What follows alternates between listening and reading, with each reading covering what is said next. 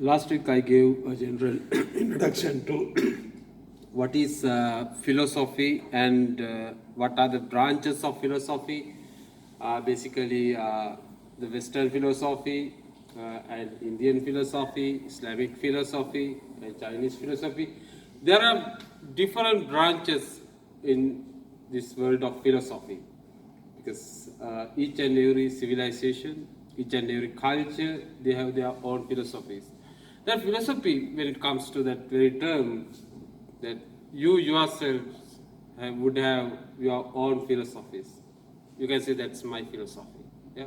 Philosophy is kind of like a world view or a belief system, right? Then today I will give a brief introduction on what I'm going to do right across this semester.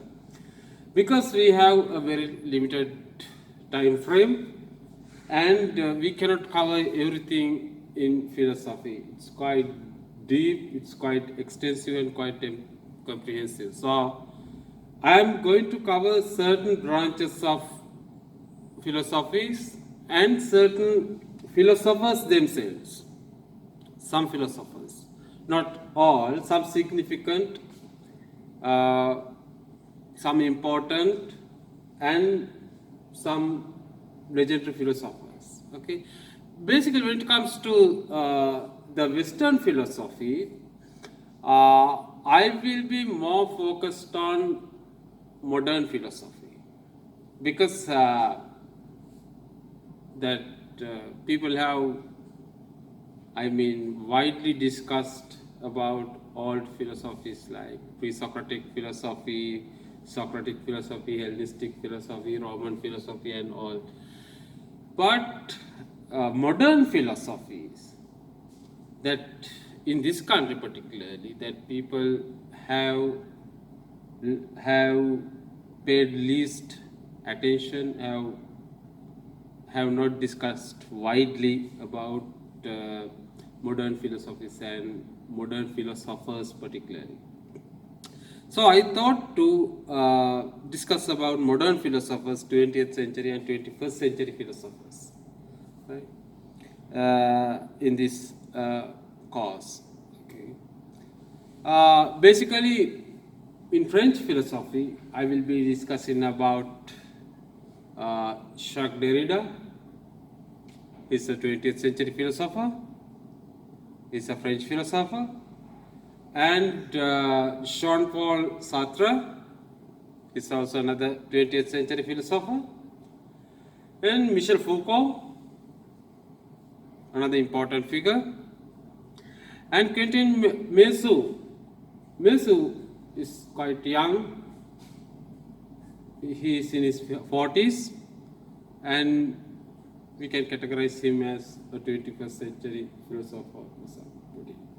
So, I am discussing about these four philosophers under French philosophy, but you can suggest some other philosophers if you are interested to know about them, if you are interested to learn about them, you can make requests. Okay. Basically, I will be focused on these four individuals, these four philosophers. But you can make requests and you can ask about other philosophers if you are interested in their philosophies, their way of teaching and all. Then this course will also discuss some other German philosophers under German philosophy.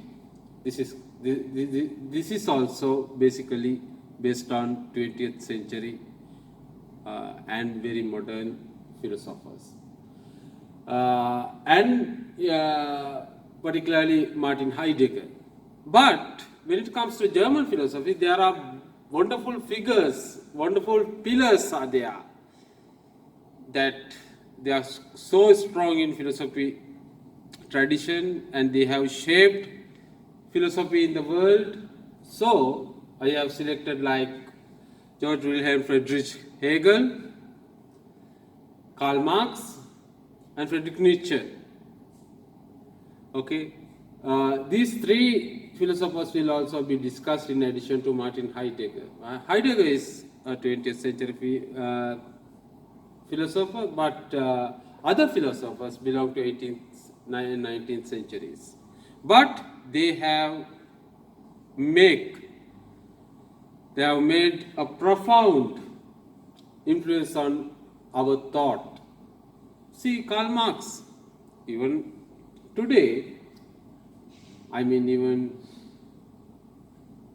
when it comes to politics and all, that people are shaped by thoughts of Karl Marx, even university students, okay, that they are led by thoughts of Karl Marx. And also Karl Marx was influenced by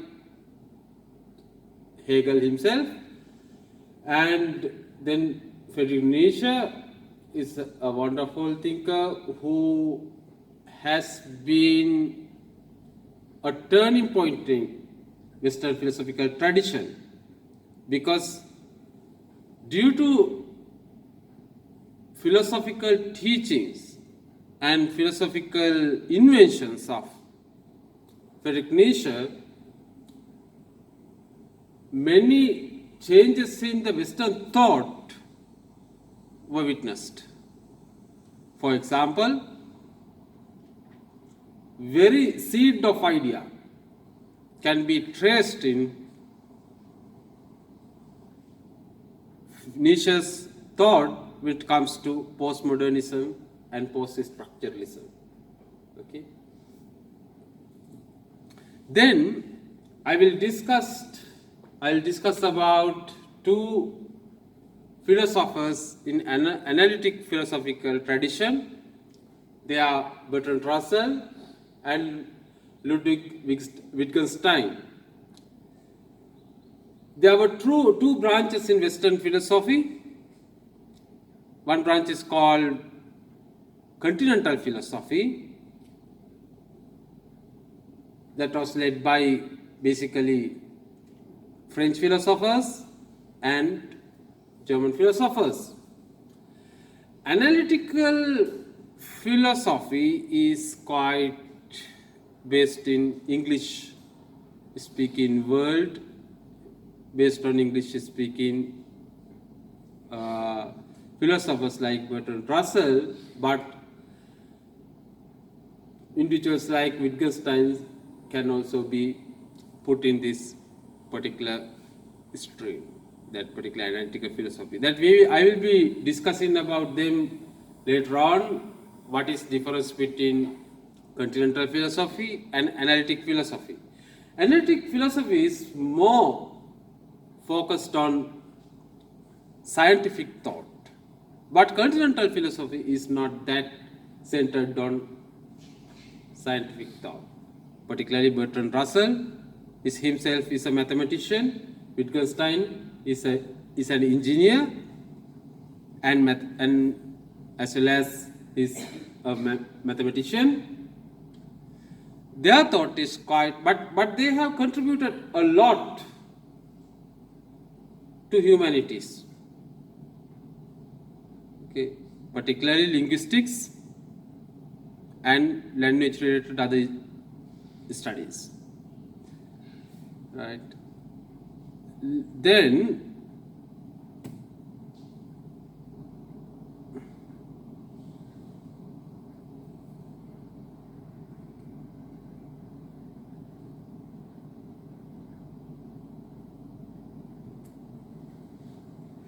city stuck.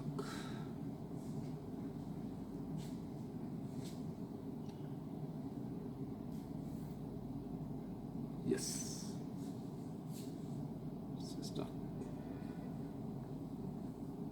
I don't know, they're extremely slow, isn't it? Is it common for the other computers as well? Is this for this particular computer? Is it a common phenomenon that you're experiencing like that, this extremely slowness? This is right, okay. Then right. Then philosophy of science. I'll be discussing on philosophy of science. Okay, yes. Under philosophy of science, I'll be discussing on three major figures. They are Karl Popper. He came up with a very exciting idea on science, that his major contribution is falsification. That if you are going to prove something in scientific manner, in scientific way, you are supposed to falsify things. That no theory can be free from falsification. Okay, everything is subject to falsification. And then Thomas Kuhn, he came up with the idea of paradigm shift. Then Paul Feyerabend. These three figures will be discussed under philosophy of science.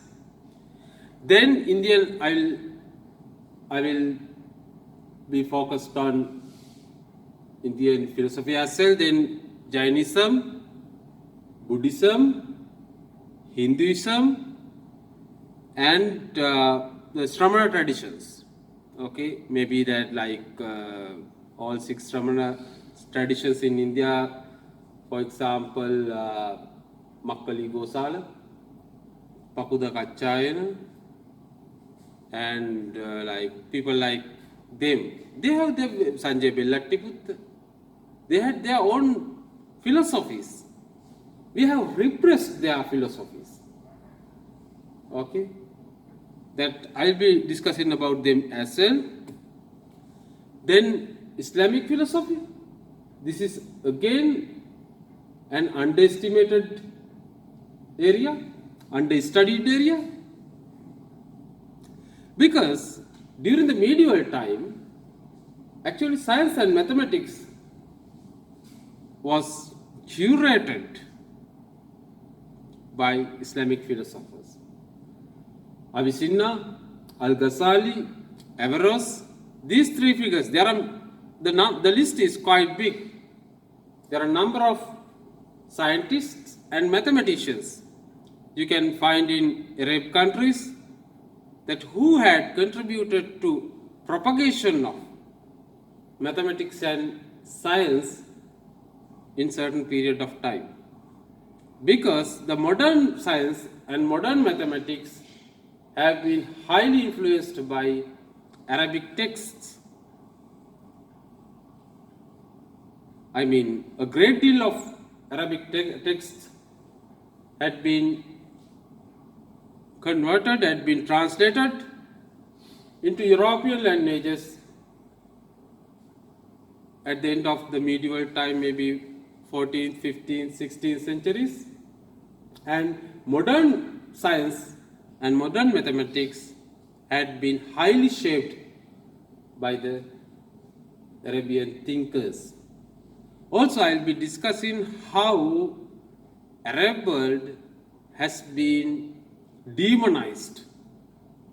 It is a very, very modern phenomenon that demonizing the Arab world is 20th century phenomenon. That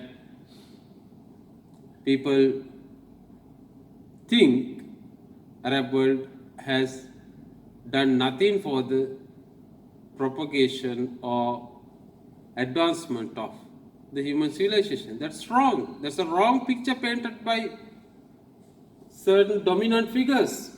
I'll be discussing about them later on. And later, then Chinese philosophy. Under Chinese philosophy, I will be discussing on Confucius and Confucianism and Taoism and Buddhism. Then here I will be starting with Jacques Derrida. I will be starting with Jacques Derrida. As I told you, Jacques Derrida is a 20th century philosopher, and he's a French philosopher, he's a continental philosopher, and Derrida is one of the major figures associated with post-structuralism and postmodern philosophy. What is post-structuralism? What is postmodernism? Right? Post-structuralism is something go beyond structuralism.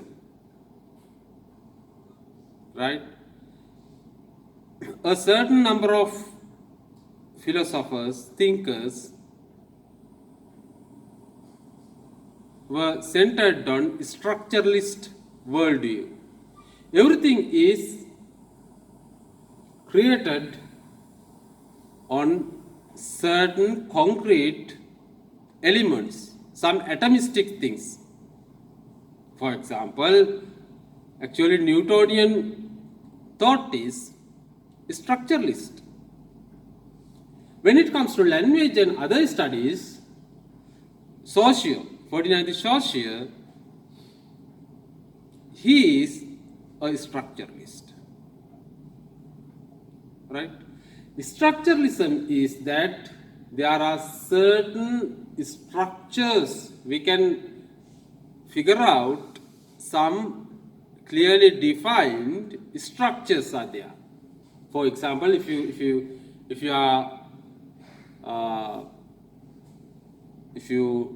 look into an alphabet, then there is an structure. If you look into this classroom, there is a structure.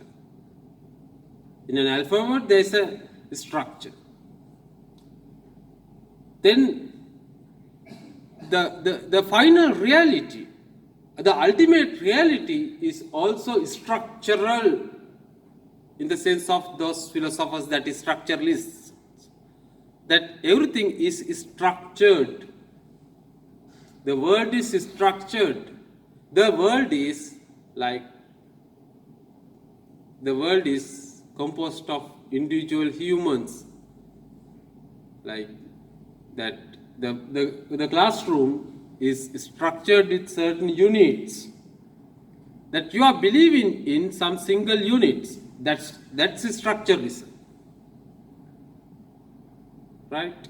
Structuralism is believing in certain units, that the entire system is built up by units, by atoms.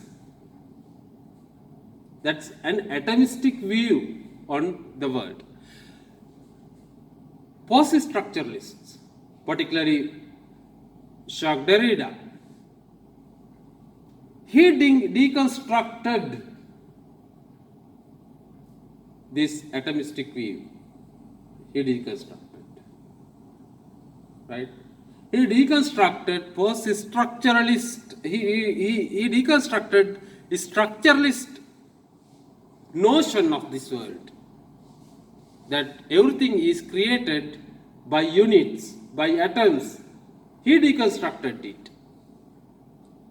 He said there is no units, there are no some atoms, that the entire world is created relation to each other.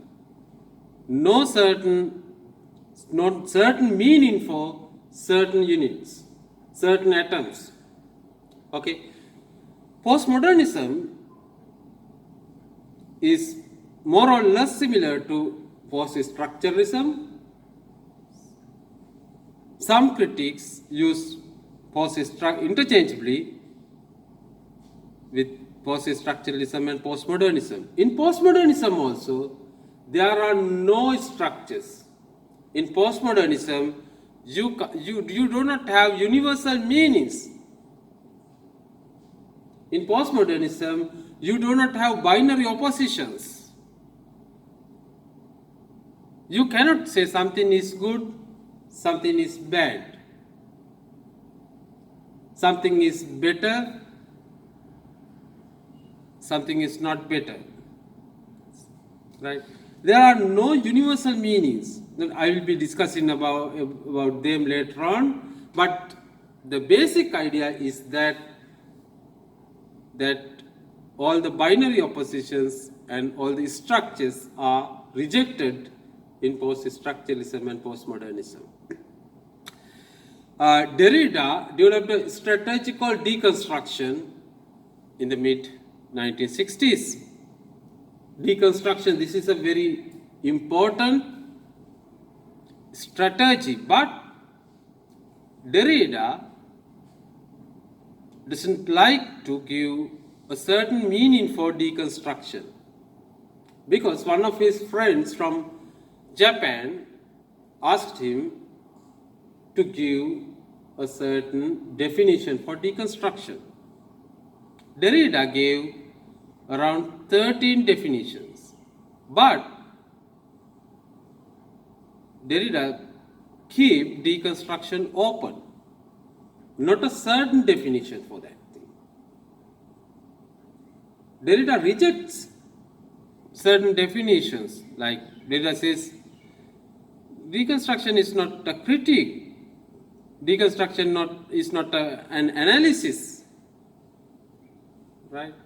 It's basically, we have to identify it as a strategy, deconstruction. Actually, deconstruction is a way to see the world. Deconstruction is a way to see the world. Okay. Particularly in his later writings, Derrida addressed ethical and political themes in his work. I will be discussing about them as well. That in 1967, he came up with 3 major works.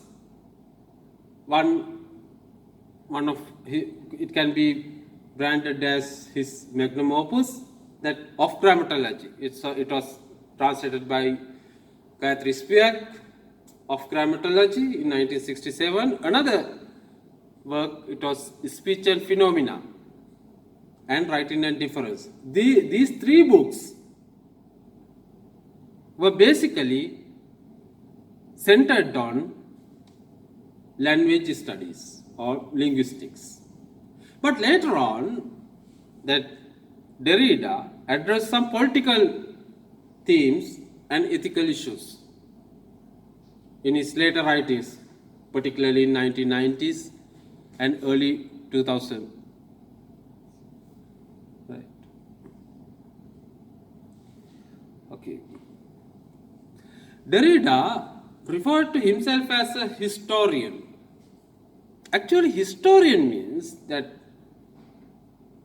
it is that in our context, historian means someone who goes to figure out history about kings, history about princes, history about cultures and all. But Derrida and particularly Michel Foucault, they were focused on history of ideas.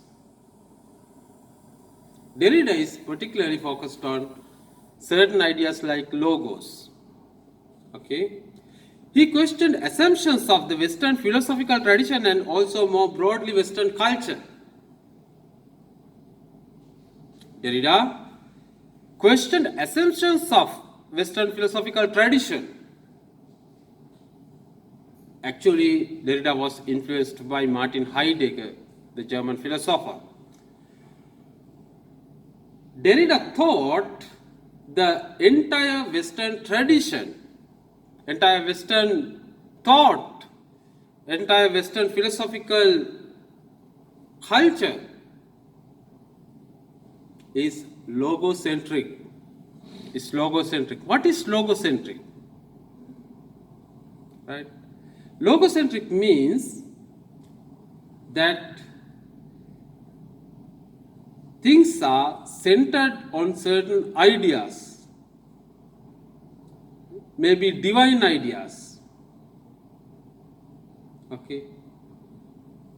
Because our ideas are centered on divinity. Throughout, from Plato to Rousseau, Plato to Bergson, right across the, what is the message? Okay. Right across the Western tradition, then you will find that logocentric notion with its detailed readings of works from Plato to Rousseau to Heidegger. Derrida frequently argues that Western philosophy has uncritically allowed metaphorical death models to govern its conception of language and consciousness. That metaphorical models are there.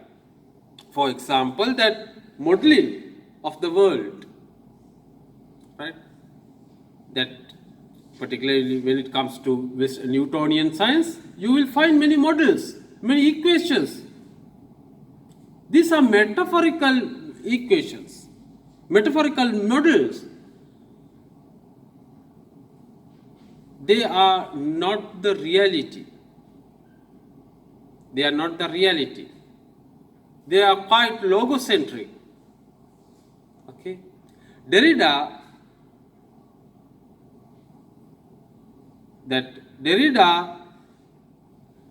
argued that Western philosophically uncritically allowed metaphorical models, right, when it comes to language and consciousness, particularly their thought.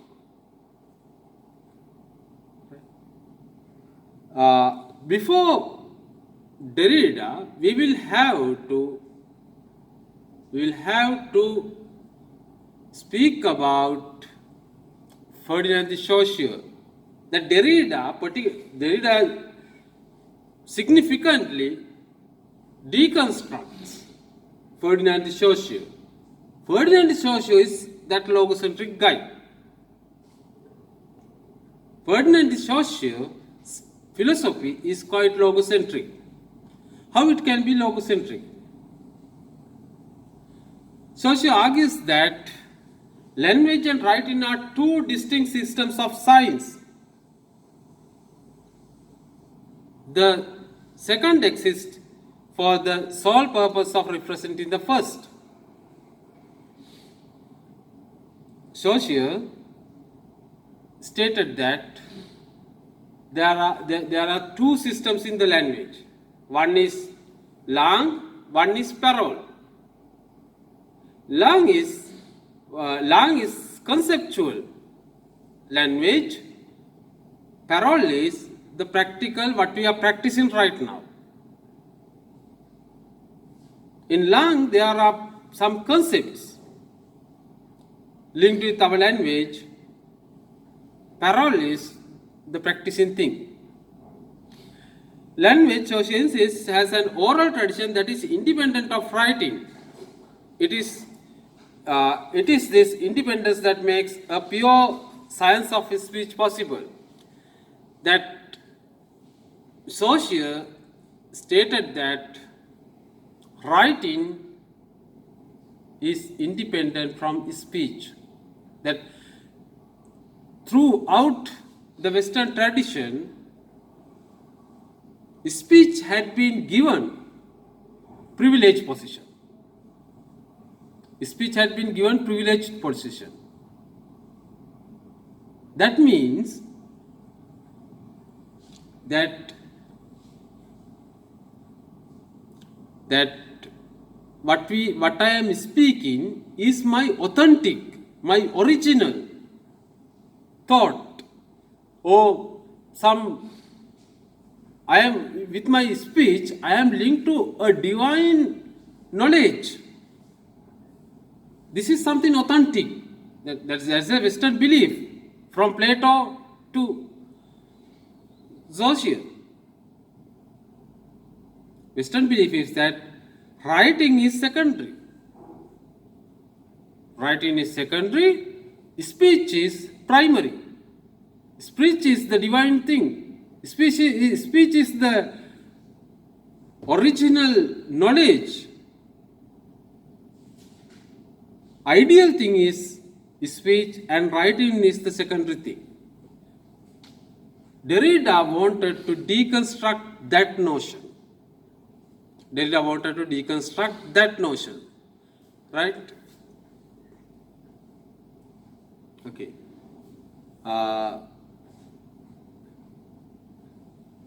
So she explained that a sign was not only a sound image but also a concept. Thus, she divided sign into two components: the signifier, sound image, and the signified concept. Signifier is interpreted as material form, something which can be seen, heard, touched, smelled, or tasted, and signified as the mental concept. Okay, you can understand what I am saying through this figure. Here, we have two components in a sign, right? One is signifier, other is signified, right? Signifier means my word, maybe my sound, or anything. Like if you see a picture, then it could be a signifier. Signifier. Then Saussure said that through signifiers you create something signified. In your mind, you create a mental concept. For example, I would say dog. What was signified in your mind? Dog. Maybe in your mind it could be something like a Pomeranian dog, German Shepherd dog. Maybe what kind of dog? Maybe that the mental concept in your mind is different from me and your colleagues. Okay, you have different kind of mental images. Maybe once I say dog, then you would think of a dog in the street in front of the university, or you would imagine about a dog in your house. You would imagine of a dog that you saw last week. You would imagine a dog that you saw in a teledrama series. That your mental image is there. To my sound